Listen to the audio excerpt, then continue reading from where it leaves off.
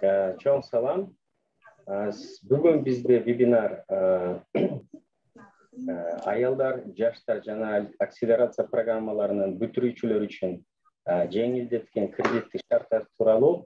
Бүгүн биздин конок уюмубуз Universal Credit микрокредиттик компаниясы.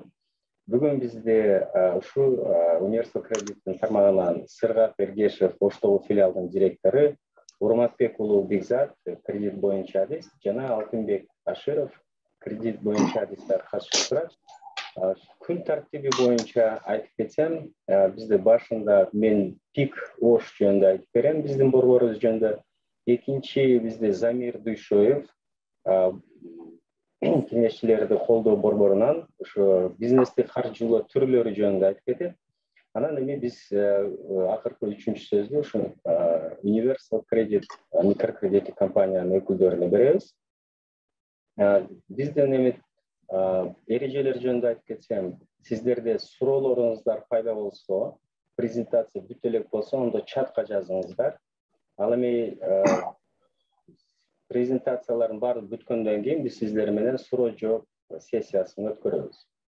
Кээинки катышуучулар сураныч силерден Гүлнара, Жанара, фамилияңыздарды айтып койсоңуздар же чатка жазып койсоңуздар.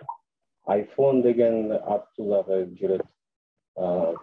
Сурулап коелу. Анан суроолоруңуз акырында пайда болгондо колуңузду көтөрүп, мен сизге микрофонго чакырайын.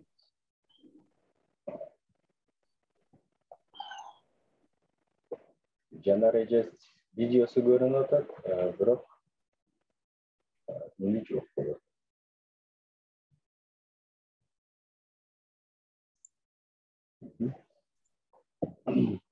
Урматтуу катышуучулар, мен сөздү баштай берсем, баарыңыздарга дагы бир жолу чоң салам айтат элем. Мен сиздерге ушу пик ош борбору жөнүндө айтып берейин ондо. Сиздерден текшерип алсам, сиздерге экран көрүнүп жатабы? Баары көрүнүп атат. Чоң рахмат. Сиздерде пик ош бизнес инновацияларды өнүктүрүү борборуна куш келипсиздер. Биз ошо пик ош жөнүндө айтып бергенден мурун мен сиздерге бир бизнестин мисалын айтып кетсем. Бул Эко Хаус деген кичинекей мейманкана Ошто жайланышкан, Абдурасуловке ээси болот.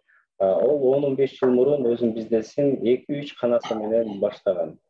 Ошол 2-3 канасы менен иштеп жакшы эле иштеп аткан, бирок базар өнүккөн сайын, базар туризм тармактары жакшы өнүккөндөн кийин сатуулар жана кардарлар азая баштады. Ошондо Абдурасуловке бизнести билген адамдарга кайрылып, кеңеш алып, алар ошо кеңеш беришкен. Сиз бөлмөлөрдүн санын көбөйтүшүңүз керексиз. Архитектурный план аркылуу анан кийин Абдурасуловке ушинтип чоң Эко Хаус деген мейманканасын азыр иштетип жатат ийгиликтүү. Бул жылы дагы кошумча Чоң Алай жакта Памир Алай Альпийский дом отельди дагы куруп атат. Азыр биринчиси бүттү, аябай ийгиликтүү кетип атат. Эми бул жерде негизги айткан сөзүм, жеде ишкерлер өзүнүн бизнесин жакшы билем, мага кеңешчилер керек эмес деп жүрүшөт. Ошон үчүн мындай бир негизги маалымат, албетте бизге окшогон борборлорго, кеңешчилерге кайрылсаңыздар, ошондо бизнесиңизге лайыктуу бир окуулар болобу, же кеңеш болобу жардам берген, бизнесиңизди өнүктүргөнгө жардам беришет. Ошол максат менен биздин борборлор ачылган. Бишкекте 20-жылы февралда ачылган, Ошто ушул жылдын башында. Ал эми азыркы учурда Караколдо дагы биздин офисибиз ачылып жатат. Кызматтар жөнүндө айтып кетсем, бул жерде бизде эң биринчи ишкерлерге акселерация программаларды уюштурабыз. Экинчиси ишкер кеңешчилер бизнес устаттар менен биз байланышты түзүп бере алабыз сиздерге. Вебинар окутуулар, бүгүнкү вебинарга сыяктуу көп вебинар окутууларды биз уюштурабыз. Эл аралык таанышууларга байланыштар дагы сизге уюштуруп бере алабыз. Сураныч Алтынбек, сиздин микрофонуңузду өчүрүп турат. Мамлекеттик кызматкер болсоңуз доход көрсөтүш керек. Анда только залог. Айдана, можете выключить, пожалуйста, микрофон Алтынбек? Да, сейчас. Онлайн окутуулар бизде дагы аспап азыр бар, ошол иштеп жатат. Биздин бүтүрүүчүлөргө uyuштурулат. Жана эң алдыда инвесторлор, дөмөрчүлөр тармагы да бар. Акселерация программалар жөнүндө айтып кетсем, бизде жаш ишкер программасы өткөн. Анан 20-жылы пандемияга байланыштуу биздин кардарлар көп кайра келишкен Кыргызстанга, ошолорго жардам катары биз дагы мигрант ишкер деген программаны уюштурганбыз. Азыркы учурда бизнес инвестор программа аяктап жатат. Ал эми бизнес айым деген программаны биз ушу ноябрдын акырында өткөрөйүн деп атабыз. Бизнес диагностиканы бул бизде жаңы аспап, бул биздин программалардын бүтүрүүчүлөрүгө арналган. Бул аспап аркылуу сиздер бизнесиңиз кайсы жерин дагы жакшыртыш керек, кардарлардын санын көбөйтүш керек деген ушундай натыйжаларга көрсөтүш мүмкүн. Вебинарлар тууралуу айтып кетсем, вебинарлар көп өтүп жатат. Биздин ишкерлерге кызыккан темаларды дайыма карап чыгабыз. Мисалы үчүн бизнес план даярдоо, юридикалык каттоо жана салыктар маселеси, туруктуу команданы түзүү боюнча ишкердик укуктук негиздери дагы карап кеткен санаа, финансылык башкаруу биздин ушундай көп вебинарлар өтүп жатат. Эл аралык жана улуттук иш-чаралар тууралуу айтып кетсем, ПИК Кыргызстан бул биздин ишкердик дүйнөлүк чемпионатынын расмий өкүлү Кыргызстанда. Бул 20-жыл жана 21-жыл аябай жакшы иштеп келип жатат. Натыйжасында 21-жылы мисалы үчүн Кукуев академиясын билсеңиздер керек. Алар AV Frontiers инвесторлордон $700,000 уже тартып алышат. Улуттук иш-чаралар жөнүндө айтып кетсем, бул жерде биз Techstars деген стартап уикенд өткөргөнбүз айымдар үчүн, бирок айымдар менен чектелбей, мырзаларды дагы катышууга чакырганбыз. Биздин командабыз 3 адамдан турат. Айдана Мадамбекова бул биздин коомчулук менен байланыш адиси, Аяна Назарова программанын жардамчысы жана мен Элдар ушул программалардын менеджерімін. Сураныч ушу баракчаны өзүңүзгө скриншот кылып алсаңыз же жазып алсаңыз, PIK.KG ушу биздин вебсайтыбыз, анын ичинде аябай көп шилтемелер бар социалдык баракчаларыбызда. Ошол жерде бизде аябай көп биздин жаңылыктар чыгып турат. Телефондагы ушу жазып алсаңыздар болот. Ушул менин телефонум, суроолоруңуздар болсо мен жооп бергенге даярмын. Ушу көңүл бурганыңыздар үчүн чоң рахмат. Ондо күн тартиби боюнча уруксат берсеңиз, мен азыр сөздү Замир Дүйшоев, бул бизнес пландоо боюнча күчтүү адис. Замир Дүйшоев бул ишкерлерди колдоо долбоорунда Ош шаарында жайланышкан. Ушул сөздү Замирге берсем. Замир мырза, сиз ушул жердесизби? Саламатсыздарбы? Кутман күн барыңыздарга. Аябай кубанычтамын сиздер менен таанышканды көргөнү. Азыркы мен тема ошол каржылоо, бизнести каржылоо кандай түрлөрү бар, ошол жөнүндө сөз кылмакчымын. Суроо жооп бир 20-15 мүнөт сөз ушулар жөнүндө маалымат берип, анан суроо жооп өтсөк болот.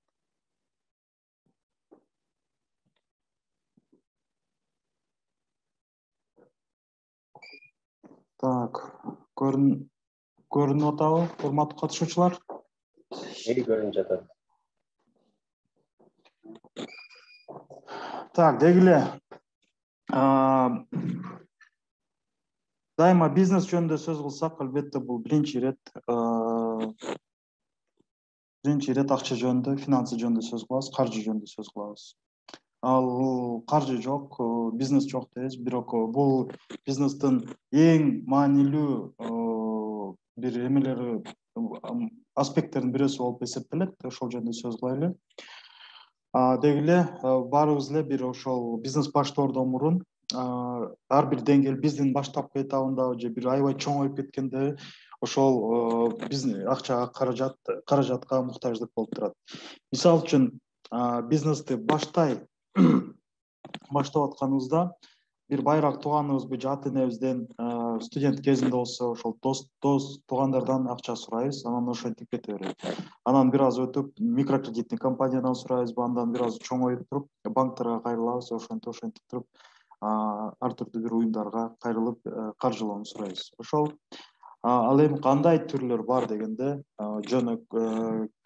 ошол жөнүндө сөз кылмакчыбыз. Биринчи ирет биз өз максатыбыздан максатыбызга ченелүү карашыбыз керек.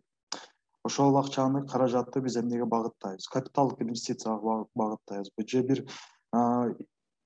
бир специалисттин ишин төлөйбүзбү же бир орчунду ошол кезде пайда болгон бир критический моменттер болсо ошолорду жаап кетүүгө акча керекпи же биздин дебиторский клиенттер арасында, биздин поставщиктер арасында болгон бир карыздарды жабыш үчүн биз же ошого окшогон бир одон сырткары бир маркетингдүү расходторубуз да болушу мүмкүн. Ошолор эми негизги бул жерде бул слайдда мен антия турган нерсе каяка сарптайбыз ал акчаны. Экинчи суроо канча керек? Эми бизде клиенттер же ишкерлер көбүнчө айтышат. Мисалы үчүн банктан кредит сураганда 100 сурасаң 50 берет деп туруп 100 сурай баштайт. Же обязательно алар кыркып коет, азайтып коет дейт. Бирок ошондой эле инвестицияны деле кайрылса, ошондой бир көбүрөөк сураган аракет кылат, бирок кийин барып кыркып коет, азайтат дейт. Ошол жерде бир аз башкача караш керек. Бизге биринчи ирет өзүбүз аныкташыбыз керек. Бизге канча керек? Реалдуу түрдө канча керек? Ошону аныкташыбыз керек.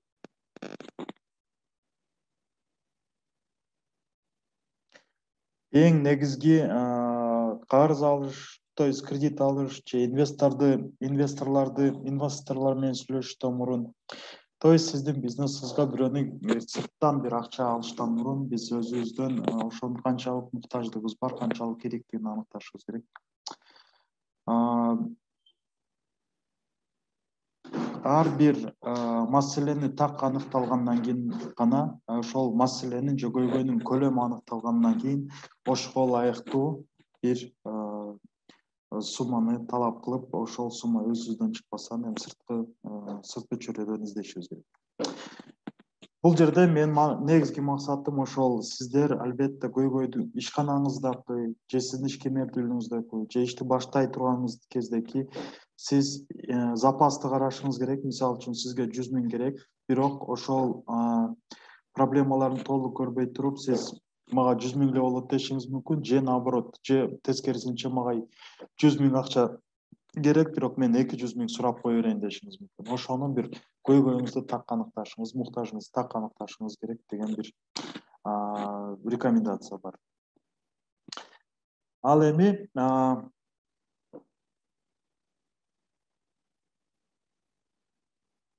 инвестициянын түрлөрү жөнүндө сөз айтып кетсек, инвестиция негизинен үчкө эле бөлүнөт. То есть каражаттын финансированиясы, бул капиталдык үлүш, өзүңүздүн компанияңыздагы бир бөлүгүн сатасыздар. Экинчиси обычный эле биз кредит деп коебуз, долговое финансирование деп айтылат орусча. Пайдалуу үлүш, бул сиздин прибылиңиздин бир бөлүгүн бөлүшүшүңүз мүмкүн. Эми инвестиция жөнүндө айтсак, бул сиздин капитал, доля в капитале дейт. Сиздин бир ишканаңыздагы башка бир инвестордун пайда болушу деген. Инвесторлор эмне себептен келет? Аларга эмне кызыктуу? Теги эле сизге инвестиция керекпи, керек эмеспи? Ошону сиз ишкананын ичинде чечишиңиз керек. И баса, сизде суроо болсо, чатка жазып койсоңуздар болот. Мен ушул жерде да эске алып кетем. Ошондой эле сурооңуз болсо, мен сөзүмдү бөлүп, суроо бере берсеңиз болот. Кайта мага жакшы кызыктуу болуп атканын мен түшүнүп алам. Ошол урматтуу айымдар, суроо берсеңиздер болот. Эми инвестор теги керекпи, керек эмеспи? Бул жерде кээбирдер инвестициянын мага кереги жок дейт. Себеби бирөө менин ишканама кирип алып туруп, анан кийин алар отура берет дейт. Кийин эч нерсе кылбай эле пайдасын алып, же менин ишканамды алып, ишканама башкаруусуна киришип, ар жерге кирише берет деп кыжалат болот. Кээбирдер тескерисинче, мага инвестор керек, мен тезирээк чоңоюшум керек, мен убакыт күтө албайм, мага чоң акча киргизип туруп, мен теги эле бөлүшөм дейт. Ушундай эле. Бул инвестиция тартуу, бул өзүңүздүн жеке чечимиңиз болот. Мисалы үчүн, эки тур инвестор болот. Бирөөсү акча кошулуп алып эч нерсе кылбайт, сизге кайта тоскоол болот. Ар бир ишиңизге киришип, өнүгүүңүзгө тоскоолдук кылып жаратышы мүмкүн. Ал эми экинчи инвестор тескерисинче сиздин өнүгүшүңүзгө чоң салым кылат. Акчалай салымдан финансылык салымдан чектелбей эле ошону сиздин балким маркетинг жагыңызга дагы көмөк бериши мүмкүн, бир түрткү болушу мүмкүн, сиздин учет системаңызды коюшу мүмкүн. Ошондой эле өзүнүн тажрыйбасы эмне сизге тиешелүү балким окшогон проекттер жасап, сиздин өзүнүн тажрыйбасын сиз менен бөлүшүп, сиздин өнүгүшүңүзгө дагы бир тезирээк кыскараак мөөнөттө өнүгүшүңүзгө бирдеме болушу мүмкүн, түрткү болушу мүмкүн. Ошон үчүн инвестиция дегенде бул жакшыбы, жаманбы дегенде бул негизинен өзүңүздөргө чечим болуш керек. Бирок сизге кандай инвестор керек деген ушудан башташыңыз керек. Негизги ушул суроого кандай инвестор керек деп туруп бир портретин түзгөндөн кийин сизге оңоюраак болот. Ошол албетте эле инвесторлор деле сизге окшогон адамдар, алар деле бир пайданы табабыз дейт, бир пайда көрөбүз дейт. Ушул бизнесиңизге акча кошуп туруп, алар бир 3 же 7 жылбы же 5 жылдын ичинде ошол кошкон акчаны бир нече эсе чоңойтуп туруп, анан чыгып кеткиси бар. Бул эми негизинен ошондой профессиональный инвестор деп айта болобуз. Ошолордуку негизги максат сизге жардам берүү менен аларда өздөрүнүн бир келечектеги акчаны көбөйтүүсүн көздөйт. Ушул эми ушуну дагы билип коюшуңуз керек.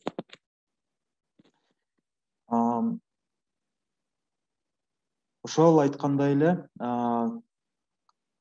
экинчи түр бул кредит деп коебуз. Бул жерде сиздер үчүн андай жаңылык деле көп жаңылык деле жок. Кредиттин плюс жагы ошол сизге бир мөөнөткө сиз акчаны аласыздар дагы мөөнөтүндө үстүнө пайызын кошуп, өз убактында кайра өзүн төлөп, гарантия берип, төлөйм деген гарантияларын берип туруп, ошол акчаны алып кайтарып бересиздер. Бунун эми кредиттик буюмга жараша болот. Мисалы үчүн микрокредитный компанияларды бир аз көбүрөөк болушу мүмкүн, себеп алардын операционный расход деп коет, алардын сумма канчалык аз болгон сайын и клиенттер кичине сумма менен иштесе, алар ошол ички операционный расходдорду жабыш үчүн алардын пайызы бийигирээк болуп калышы мүмкүн. Деги эле сумманын кредити азайган сайын пайызы бийиктейт, сумманын кредити чоңойгон сайын пайызы азаят деген бир байланыш бар. Булардын иштеши, сиз буларды тандашыңыз мүмкүн, бир мөөнөткө алып туруп, ошол мөөнөттөн төлөп чыгып чыгып кеткенден кийин сизге айта ишиңизге кирише албайт дагы, сиз өзүңүзчө ишмердүүлүгүңүздү жүргүзө бересиздер. Эми пайда үлүшүн бөлүшүү дегенде бул жерде балким бир инвестор кирип туруп бизнесиңизге ошол бизнеске кирип туруп бир моментте өзүнүн акчасын чыгарып алгандан кийин сиздин ишиңиз жүрүп кетти, алар да жардам берди, бизнестен жакшы бир натыйжа алдыңыздар, ал өзүнүн акчасын чыгарды дагы. Ошондон кийин ал негизинен отуруп өзүнүн бир прибылына, сиздин алып аткан прибылдин балким 40%-на отурушу мүмкүн, же 10%-на отурушу мүмкүн. Эми сиздин кандай келишесиздер? Ошол келишимдин негизинде ишмердүүлүктү жүргүзө бересиздер. Эми инвестицияга даярдануу жана тартуу дегенде сиз инвестор менен сүйлөштүңүздөр, сиздин проектиңизди көрсөттүңүздөр. Азыр аябай көп инструменттер бар инвестор менен сүйлөшүүнүн. Бул биринчи ирет сиздин ушу баалуу сунуш, бизнес pitch деп коебуз. Бизнес pitchти камтыган бул баалуу сунуш, кандай көйгөйдү чечип атасыздар, кандай жол менен чечип атасыздар, сиздин клиенттериңиз ким, өсүү планыңыз кандай, сиздин ишканаңыз жаңы ачылып атабы же чоңоюу кезинде минимально жизнеспособный продукт деп коет, ошолоруңуз барбы, ошолордун негизинде мына өсүү планыңызды көрсөткөндөн кийин инвестиция, сиз инвестицияга мындай бир инвестиция тартууга даярдыгыңызды көрсөтөсүз дагы. Ошонун негизинде эгер жаап калса сиздин проектиңиз, макулдашуу башталат. Макулдашуудан кийин сиздин бул ишканаңыз ишмердүүлүк менен алек болуп аткан 2-3 жыл иштеп аткан ишкана болсо, аларды аудит деп коет, же due diligence деп коет. Ошол инвестордун өз өкүлү келип бизге карап, ошол эгер жакшы сиз айтылган пландарыңыз же сиз айтылган сөздөрүңүз далил тапса, анда алар кийинки этапка өтөт. Элдияр мырза, угуп атам сизди? кичине техника жагынан микрофонуңуз неме болду эле, азыр кайра. Рахмат. Макул. Кийинки этап ошол due diligence, аудит, сиз айтылган нерселер тастыкталып, компания сиз өз көзү менен иш көрүп, аныктыгын, далилдерди көргөндөн кийин меморандум түзүлөт. Ошол негизинде анан кийин уже ишти жүргүзө баштайт. Эми мынабул азыркы кезде сиздер бизде да жакшы бир мүмкүнчүлүктөр пайда болду. Бизде бир түз фонд прямых инвестиций, түз инвестициялык фонддор ачылган. Бир нече ошолор менен да иштешсе болот. Эми булар кредит менен инвестицияны салыштырып көрсөк болот. Мисал үчүн, инвестиция бул сиздин ишканаңызда бир долясы болот деп атабыз. Мисал үчүн, сиздин ишканаңызды баалап келгенде, ушул бүгүнкү учурда 100 сом турса, инвестор сиздин планыңызга да 100 сом керек болсо, ошондо бул компания сиз келишесиздер. Мен болочок компаниямда же ушул компаниямда сизде 40%, өзүңөрдө 60% калат деп. Бул деген эмне? Сиз дагы ишканадагы бул инвестордагы тобокелчилик жөнүндө сөз болот. Сизге ишенип, ошондой эле инвестор тобокелчиликти сиз менен тең бөлүшөм же өзүнүн кошкон шартка жараша бөлүшөм деп атат. Ошон үчүн анын сиздин компаниядагы үлүшү да чоң болот. Негизи эле ошол ишмердүүлүк деген бул тобокелчиликти өзүнө алуу, анан кийин инвестиция тартканда сиз тобокелчиликти бирөө бөлүшүү деген сөздү билдирет. Өзүңүзчө бизнес жүргүзөм десеңиз, сиз тобокелчиликти толугу менен өзүңүзгө аласыз. Инвесторду инандырып, сиздин проектиңиз аябай жакшы показатель, ошол финансовый кызыктуу болсо, инвестор кошулса, ал да сиз менен ошол тобокелчиликти бөлүшөт. Тобокелчилик бөлүшкөн чакта ошондой эле ийгиликтерди да бөлүшөт деген ойдо болушуңуздар керек. Ошол бул жерде күрөөнүн кереги жок. Компанияны баалоо жана сиздин бизнес планыңыз дейбизби, же бизнес оюңуз дейбизби, же ошол бир финансовый прогноздоруңузга таянып туруп, алар дагы ошо чечим кылып, сиздин ишканаңызга инвестор катары кирет. Ошол инвестордун жаман жери сиздин ишканаңызда бир үлүшкө ээ болот. Балким бул жакшы нерседир, сизге ошондой инвесторду каалайсыз. Жакшы жери ошол баасы кымбат, анан кийин тобокелчилиги дагы чоң болот. Ал эми кредиттики бул тобокелчиликти сизге кредит берген ишкана эч кандай деле албашы мүмкүн. Себеби бул сиздики. Толугу менен алар ишиңиз жүрүп атабы, жүрбөйт атабы, ага деле көп кызыктар болбошу мүмкүн. Негизинен кызыктар деле эмес. Кредитти алгандан кийин сиз убактында төлөп кайтарып беришиңиз керек. Үстүнө пайызын кошуп беришиңиздер керек болот. Эми бул жерде инвестицияга салыштырмалуу анын баасы төмөн болушу мүмкүн. Төмөн болот. Сиз бул кредитти төлөп бүткөндөн кийин уже андан соң банк менен көп деле алегиңиз болбошу мүмкүн. Мезониндик кредит деген бар. Бул эми гибридный форма болот. Бир жарымы дейли кредит болушу мүмкүн, жарымы инвестиция болушу мүмкүн. Ушул бул жерде кредит менен инвестициянын экөөнүн бир гибридный системасы деп койсок болот. Проекти каржылоо деген дагы бар. Бул акыркы кездерде эми кире баштады биз жака. Биздин рынокто көп деле көрбөсөңүздөр болот. Ошол контрактное финансирование, проекти каржылоо дейт. Бул бир проектти каржылоо менен алек болот. Ошол проект каржылап, ошол проект ишке ашкандан кийин ал ошол менен мамилеңиз токтойт, финансовый мекеме менен. Бул жерде ошондой эле каржылоонун түрлөрүнөн бирисине азыр гранттарды да айтып кетсек болот. Бул эми негизинен баштапкы этаптарда ошол гранттык мекемелер бар. Көп аябай эле мен атын айтпай эле коеюн. Ошол гранттардын акча кандай жардам, кандай күтүүлөрдү болсо, бул гранттардын өзү акчалай колдоо болушу мүмкүн. Негизинен алар ошол бир акчаны бербейт, алар сиздерге бир шайман же бир оборудование алып беришет. Ошондой эле консультациялык колдоо бериши мүмкүн, аябай бир кымбат баалуу бир консультанттардын кызматын алар төлөп бериши мүмкүн.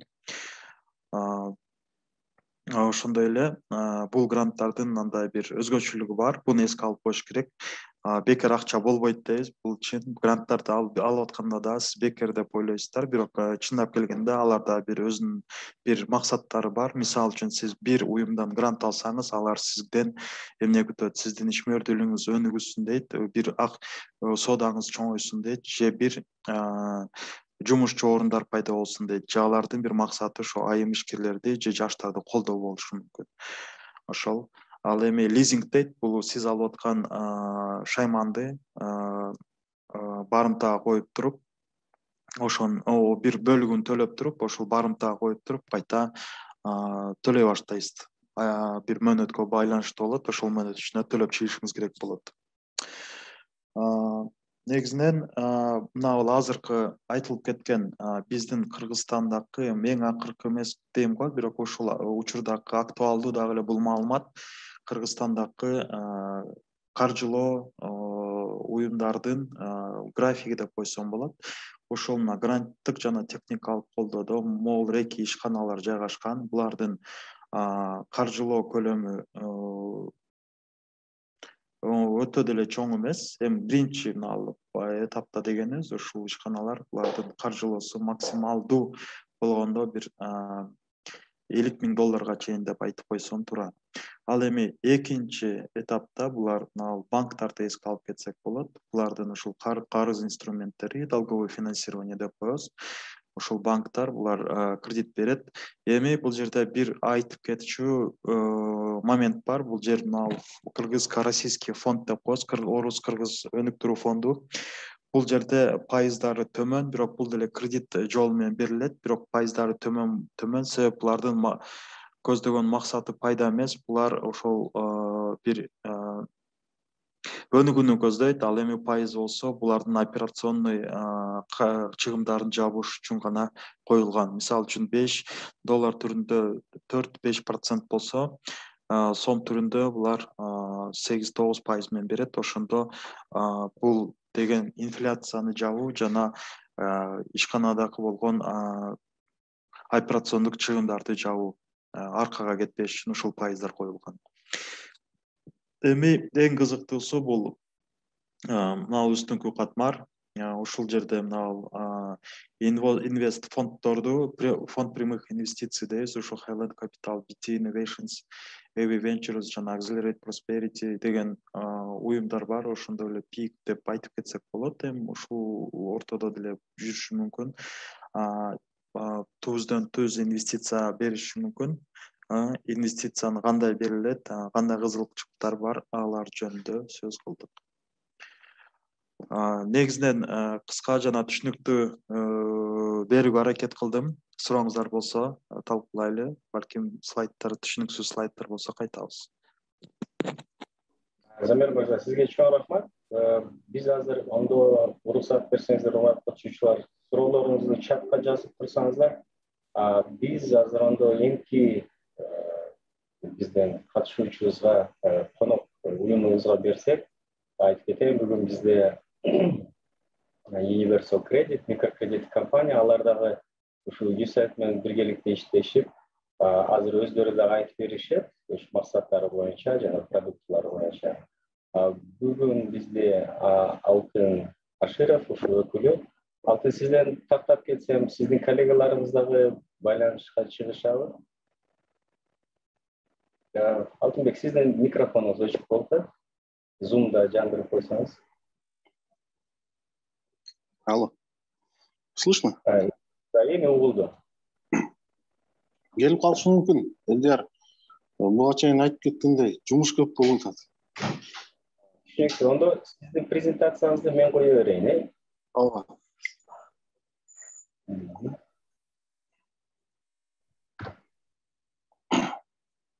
Көрүндүбү, урматтуу катышуучулар?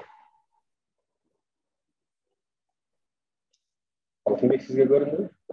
Мага көрүнүп жатат. Хорошо. Ондо сизге сөз. Чоң рахмат. Урматтуу вебинардын катышуучулары, менин атым Алтынбек, фамилиям Аширов. Мен ушул Universal Credit деген микрокредит компаниянын Оштогу өкүлдөрүнүн биримин. бүгүн үчөөбүз катышышыбыз керек эле, бирок тилекке каршы жумуштун көптүгүнө байланыштуу коллегаларым бошошо кыйын болуп атат. Мүмкүн болушунча мен сиздерге жеткиликтүү маалымат берип, суроолоруңуздарга жооп бергенге аракет кылам. Универсал кредит микрокредиттик компаниясы жөнүндө кыскача айтып кетсем, бул компания 2007-жылы түзүлгөн.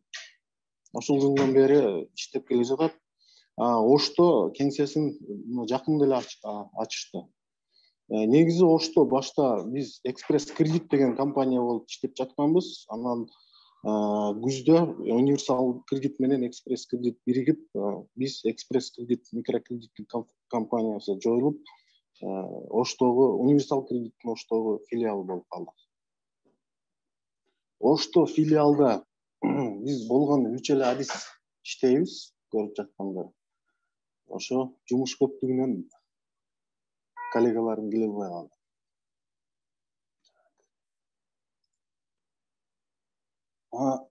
Биз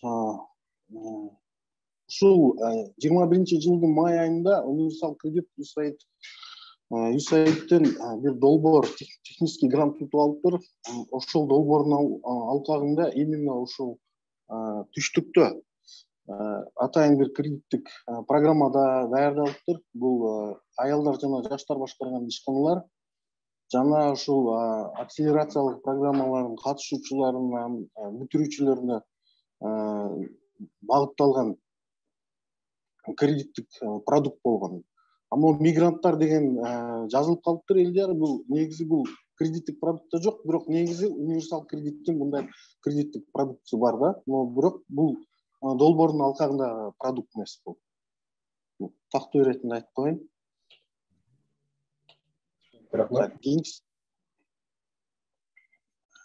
Кийинки слайдты өтөрөлү.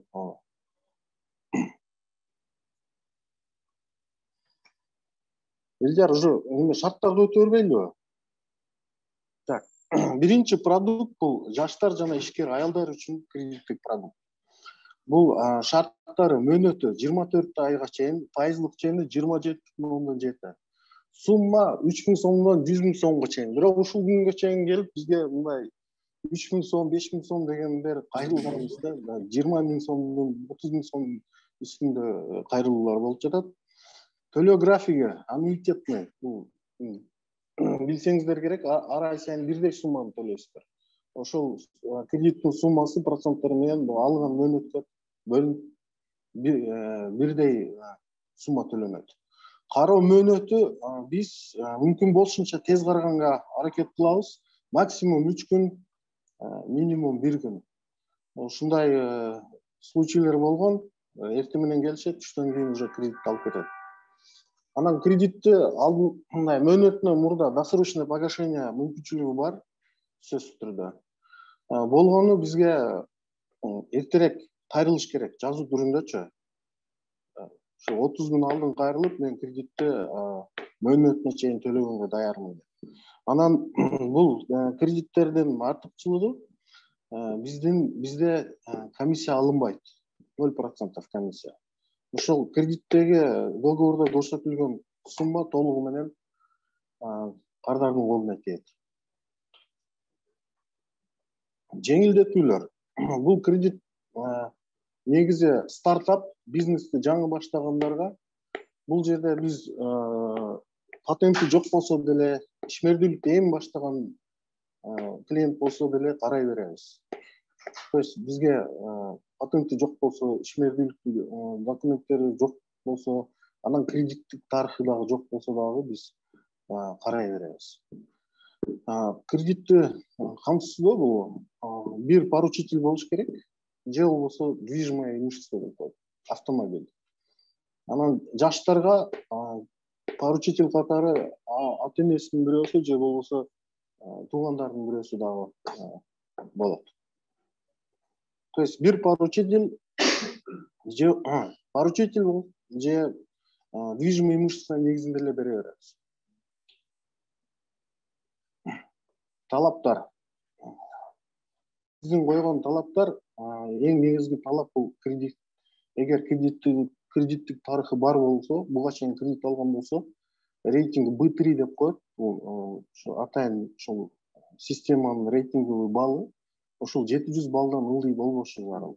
700 балдан ылдый болсо бул уже риск, тобокелчилик чоң жогору деген билдирет. Анан ал кредитти бериш кыйыныраак болуп калат. Клиенттин кредит тарыхын биз универсал кредит биз текшерип беребиз, бирок клиенттин макулдугу менен. Кийинки талап, биз ошол ишмердүүлүк болуп жаткан жерди сүрөткө же видеого тартышыбыз керек. Бул как факт мындай. Аны да биз бизнес специалисттер барып тартабыз. Анан түзүлгөн жумуш орундар тууралуу маалымат бериш керек. Ошол кредит алгандан кийин ошол канча жумуш орун түзүлдү, канча адам кабыл алынды, алар ошол жумушка алынган адамдардын аты жөндөрү бизге берилиш керек. Кийинки кредитный продукт бул ошол бизнес акселерация долбоорунун катышуучулары. Бул жерде да мөөнөтү 36 ай, пайыздык чын ошондой эле 27.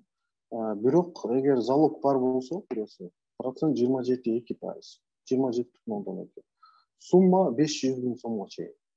Төлөө графиги бул жерде да аннуитетный, кароо мөөнөтү дагы 1 күндөн 3 күнгө чейин. Бул продукту дагы досрочно төлөсө болот. И комиссия 0%. Бизде комиссия жок.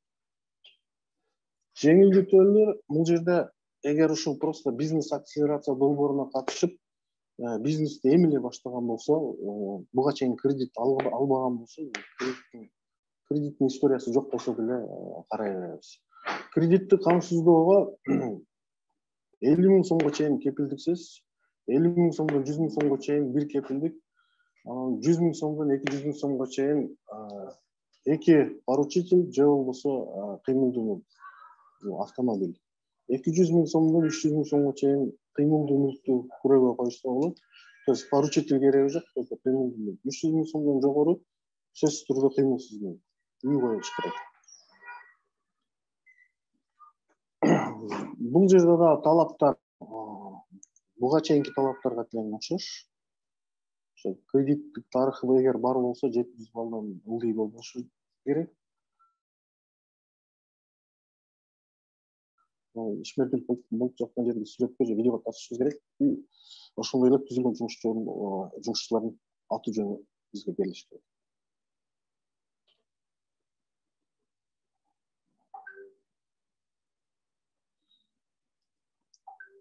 Слайд повторяется, да?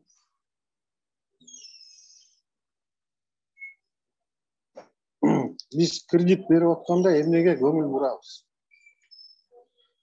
Кардардын ишмердүүлүгүнүн иш багыты.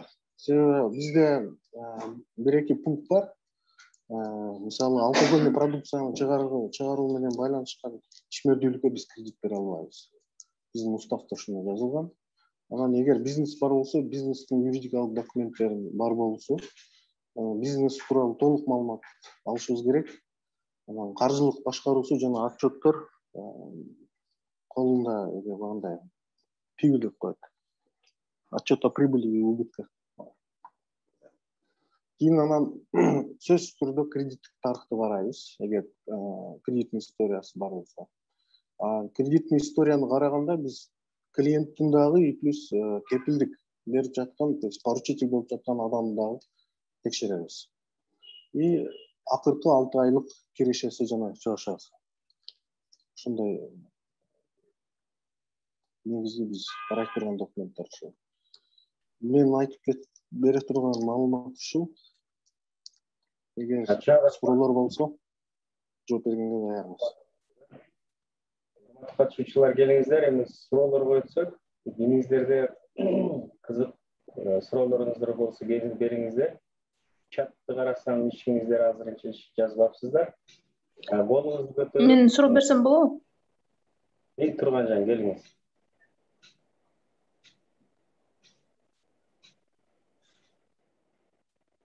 Турганжан, келиңиз.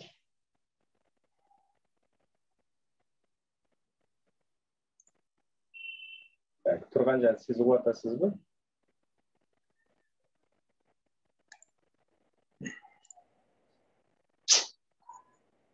Урматтуу катышуучулар, келиңиздер, колуңуздарды көтөрүп, мен сизди микрофонго чакырайын, суроолоруңуздар болсо бериңиздер.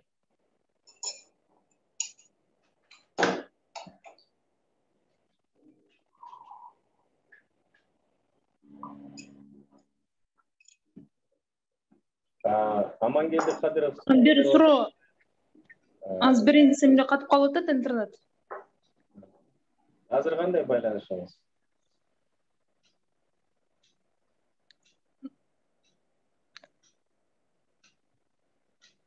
Турганжан, ондо сиз дагы бир күтүп турасыз. Ондо мына Амангелди Кадыров сурап атат, Алтынбек. Учурда кредит бар болсо, сиздердин кредитти ала алабызбы дейт. Кредиттин суммасына карайбыз, плюс кредиттин историясына карайбыз.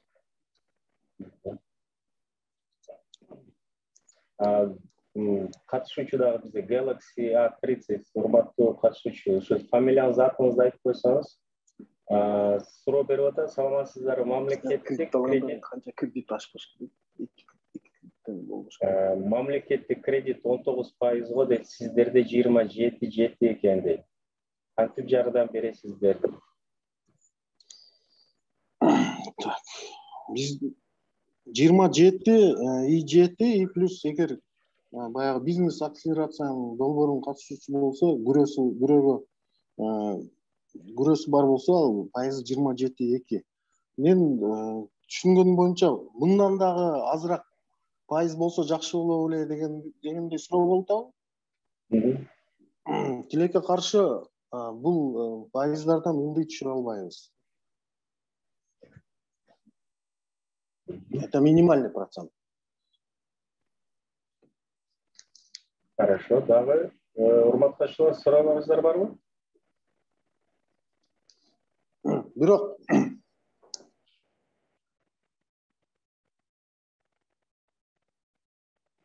Алтынбек, сизди биз жоготуп алып окшойбуз. Байланыш начар болуп окшойт. Турганжан, сизге кандай болуп атат? Өздөрүнүн жумушуңуздардычы, эгер действующий бизнес болсо, сиздер билесиздер да, примерно канча каражат ала аласыз, примерно ошол кредит алсаңыздар, пайызы канча болот, ошол пайызды төлөгөнгө канча каражат ажырата аласыз. Сиздер ошондой анализ болот да. Ошого карап туруп, анан кийин уже жыйынтык чыгарасыздар да, төлөш кыйынбы же оңойбу. Аны биз да сиздерден сурайбыз, эгер бизге келип бизден кредит алам десеңиз, биз да аны сиздерден ошол отчетторуңуздарды сиздер менен биргеликте карап, сиздер менен биргеликте эсептеп, канча суммада кредит алган сиздерге выгодно, оң боло тургандыгы эсептейбиз да. Анан айта кетчү нерсе, мына 27,7, 27,2 деп негизи бул банковский кредит, бул банковский процент да. Эгер арифметически санасак, просто математикага койгондо, бул бир айга бул 2,3% болуп калат. Мисалы, эгер 100 000 сом алсаңыз, 27,7% менен бир жылга сиз ай сайын 9,636 сом кошосуз. 100 000 сомго 15,631 сом кошулат. В принципе, эгер кызык болсо, башка банктардагы продукт, ошо кредиттин продуктлары менен салыштырып көрсөңүздөр болот. Банктарда деле пайыздар аз жазылган менен, бирок ал жерде айтылбай кийин кредиттин долбоорго кол коюп атканда бир нюанстар чыгып калат да. Мисалы, кошумча төлөмдөр пайда болот. Комиссия бар, кээ банктарда 1%, 1,5%. Андан налог с продаж деген дагы бар. Ал да 1,5%ке чейин жетет. Бизде андай кошумча төлөмдөр жок. Ошондо практически бирдей болуп калат. Анан биздин артыкчылыгыбыз, эгерде сиздердин бардык шарттарыңыздар бизге дал келсе, туура келсе, биз аябай барып беребиз. Чоң рахмат. Квартальный төлөсө да болобу деп сурапчы.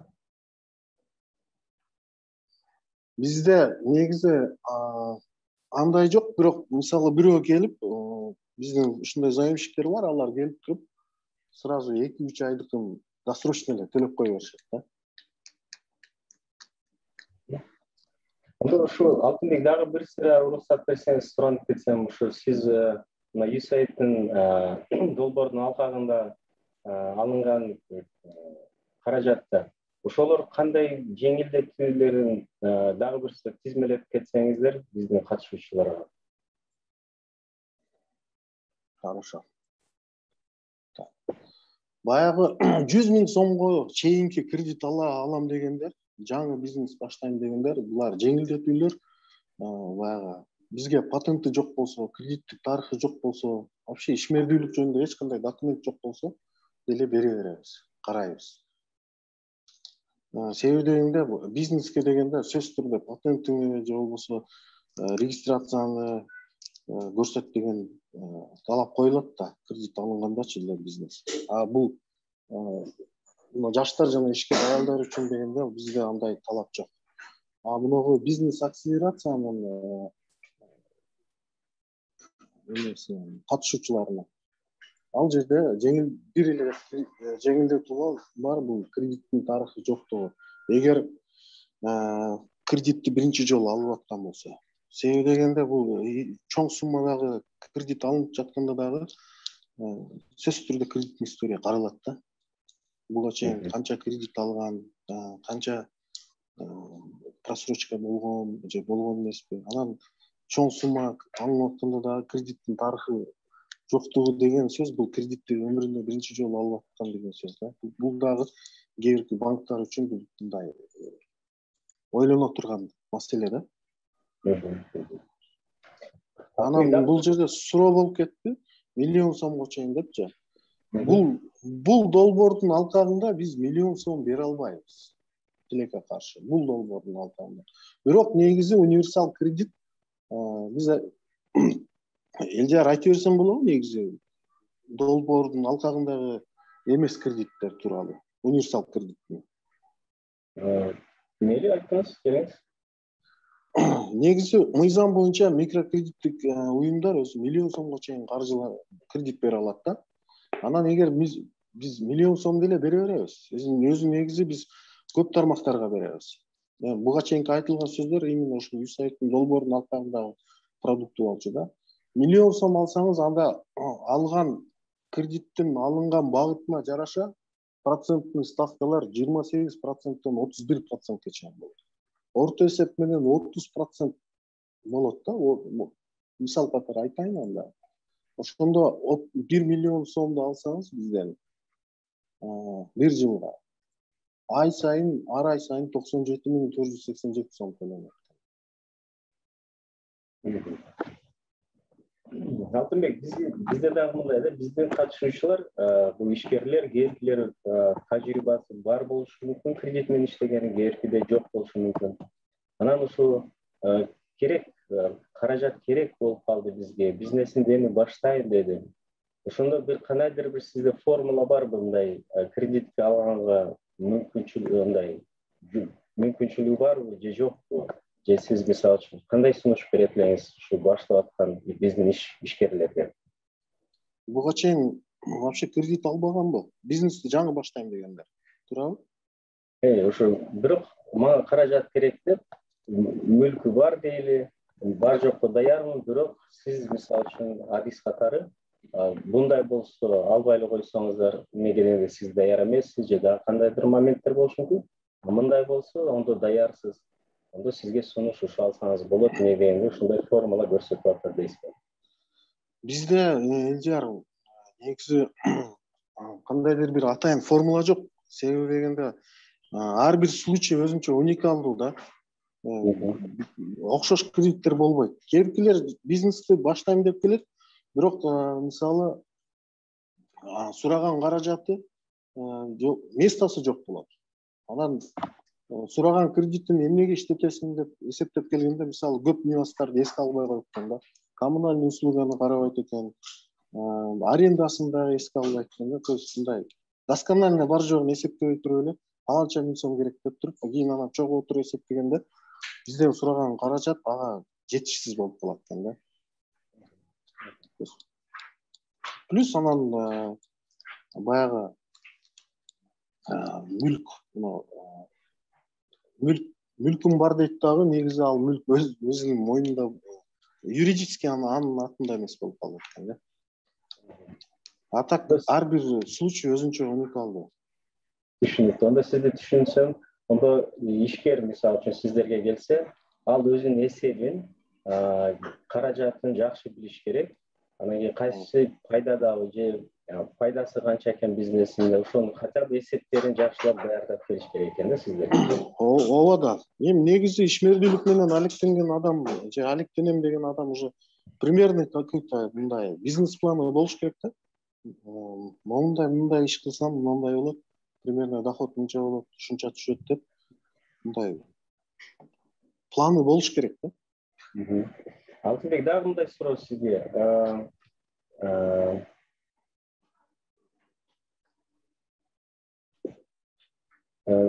Биякта Зирек Маматкайым кызы сурап атат. Саламатсызбы дейт. Кредит жылга чейин алса болобу дейт, эгер 1 миллион сом алсам дейт. 1 жылга чейинби же 1 жылга чейин. Мөөнөтү 1 жылга чейин. Мөөнөт максимально 36 айга чейин да. Хорошо. Онда Алтынбек, сиздин жекече тажрыйбаңыз, мындай кредит адиси катары сиздерде кандайдыр ийгиликтүү ишкерлер келгенби, сиздерден алганбы? Анан ошол эмнеге ийгиликтүү болду? Ошол жөнүндө айтып кетсеңиз, именно сиз кредит бергенсиз, эмнеге ийгиликтүү болду? Маанилүү жерлерин айтып кете аласызбы? Илдияр, ушул күнгө чейин бизге тилекке каршы мына стартап эми баштап атам деген негизи 100% стартап деген клиент келе элек. Буга чейин уже иштеп келген клиенттер да. Анан алар уже бизге даяр келишет. Уже патент эгер бар болсо, бүт документтерин толуктап уже келет да. Анан в принципе карап көрсөң бизнеси деле уже бутуна турган ушундайлар да. Бирок эмне үчүн 100% таза стартап дей албайм, себеби дегенде действующий бизнесмен уже башка бир направленияны кошумча ачып, ошонусу стартап болуп атат да. А так уже буга чейин бизге мына мен университетти жаңы эле бүттүм, жаңы эле ишти баштайм дегендер пока келе элек.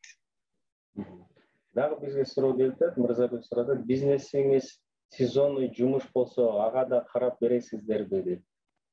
Ооба, ага берилет, сезонный немеге карайбыз, сөзсүз түрдө. Анан баягы льготный период дагы болот. Именно ошол стартап менен баягындай. Мисалы, айыл чарбасына берилсе, билебиз деген баягындай основной доход күзүндө түшөт. Ага чейин ушундай льготный гибкий график деп коет. Основной сумма төленбөй, проценттер төленет, кийин анан доход түшкөндө основной сумма ошондо төленет. Гибкий график бар. Льготный период бар. Льготный период 3 айга чейин. Именно ошо сезонный менен ставкалуу бизнеске. Рахмат, Алтынбек. Урматтуу катышуучулар, дагы суроолоруңуздар барбы? Чатта уже бардык суроолорду окуп чыкты. Кааласаңыздар микрофонуңузду жандырып, өзүңүз дагы суроо берсеңиздер болот. Келиңиздер.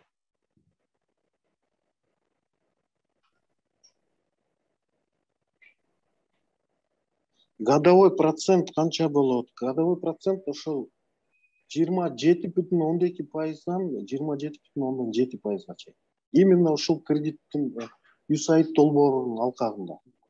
А эгер долбоордун алкагында эмес, жөн эле мындай катары универсал кредитке бизге келсеңиз, анда алынган багытка карап туруп, ошол 27%-дан баштап 31%-га чейин өзгөрөт да.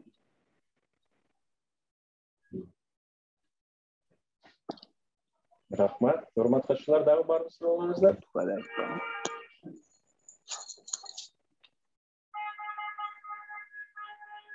Суроолор жок болсо, урматтуу катышуучулар, ондо урматтуу Алтынбек мырза, сизге убакыт бөлгөнүңүзгө чоң рахмат. Сизге рахмат. Биздин катышуучуларга, ишкерлерге акыркы мындай өзүңүз каалоолоруңуз болсо айтып койсоңуз деле болот. Азыр келиңиз. Сиздерге барыңыздарга ийгилик каалайм. Иштериңиздер жакшы болсо, баарыбыздын иштерибиз жакшы болот. Как клиент катары күтөбүз. Сиздер менен иштешкенге биз дайым даярбыз. Ден соолукта болуңуздар. Жакындарыңыздар менен аман болуңуздар. Чоң рахмат Алтынбек мырза. Ондурмат катышуучулар, сиздерге дагы чоң рахмат. Ушул убакытты бөлүп, ушул биздин вебинарыбыз видеосу чыгат 2-3 күндө. Биздин YouTube каналында дагы көрсөңүздөр болот. Биздин шилтемелерибизге дагы кирсеңиздер, ошол жерден дагы көрсөңүздөр болот. Мен сиздерге ондо азыр уруксат берсеңиз, чатка биздин шилтемелерди калтыра кетейин. Ошону өзүңүздөргө сактап алсаңыздар, ошол жерде бизде бардык маалымат бар.